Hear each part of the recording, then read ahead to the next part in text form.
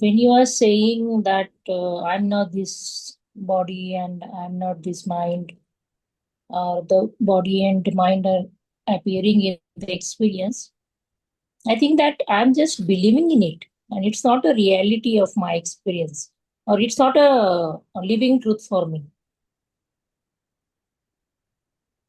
So just say that one more time. It's you're believing what? I'm believing that body and mind are experiences appearing in my presence. So I'm just, you're saying that's not your truth. You're saying you're yeah, that's not my truth, living truth. but look, would you agree that the body and mind change? Yes, I do agree. Do you change?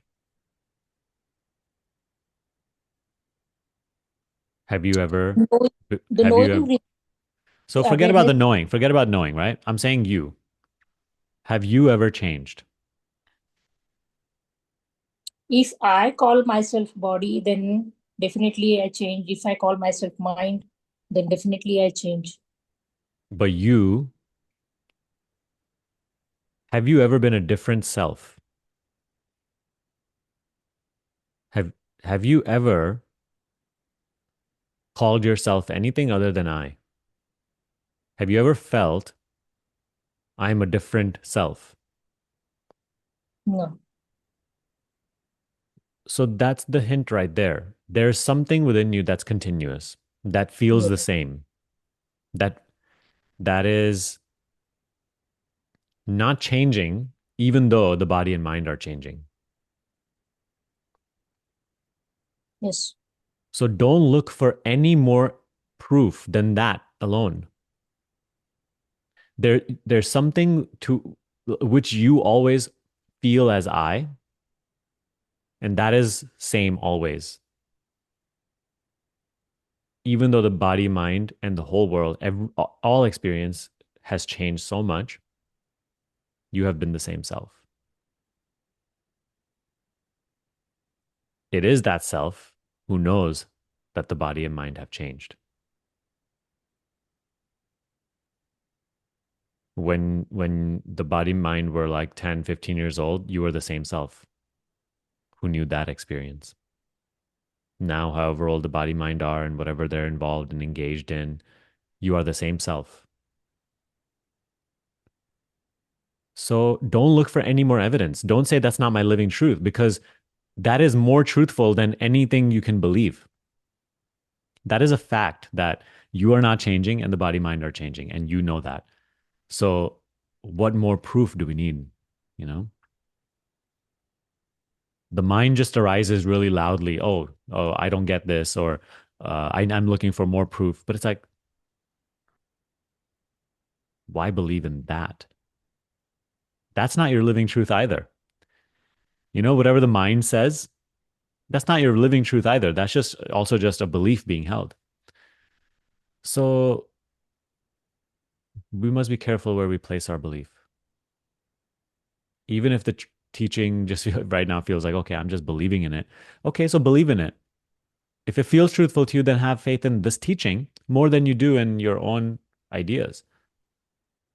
Because you're just believing something, right? So might as well believe the teaching which feels truthful.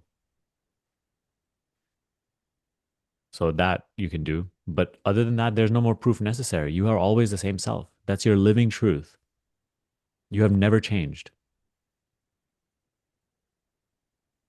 Now just stop associating that selfness, that unchanging I ness with the body mind. So that's our whole discernment, you know? That's why in the beginning it feels like, oh, that's not my living truth. But okay, we go with this hypothesis. It's true. I feel it. I know it that I've always been the same self. There's something continuous about me. And there's this I, which is curious, right? It's like, hey, I'm so calling something I. It really feels like the same. So now we are discerning that I-ness from the entire personal self and everything that changes. That's our method of meditation. We keep now bringing our attention to just this I, because we know that this is the truth. This is the only truth I can rely on, because this is not changing. Everything in my experience is letting me down. Everything I believe in, it just changes. This is the only thing that has been stable all my life. So now I just start to bring my attention and anchor it just in this I-ness, which is synonymous, by the way, with knowing and being. So I just stay here, and I stop believing myself to be anything, which I now notice is changing.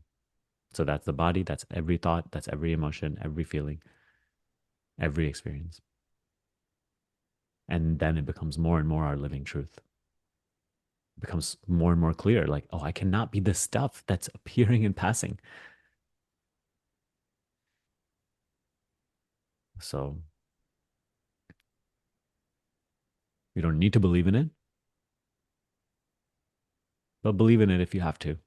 But main thing is practice every day, right? We meditate every day. We discern. And through that, we grow in the recognition. But our daily living, I am living as a body and mind. And that is okay, right? Because that's the surface level truth.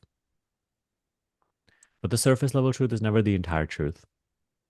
So that's where this path is a little difficult, because you have to honor the surface level appearance while embodying the deeper truth. So live as the body mind. That's the point of view through which you live. When we play a video game or something, you play through a character's eyes, a character's body, exploring that video game world. So the body and mind just see it as that way. It's just a point of view. And yes, you're living as this person. Life is being lived as this person. The world is being explored as this person.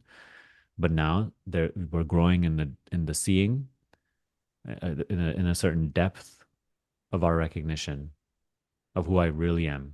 You're seeing that I'm not just this body. I'm not just this mind. I am subtler seeing, subtler knowing. So don't let appearances fool you.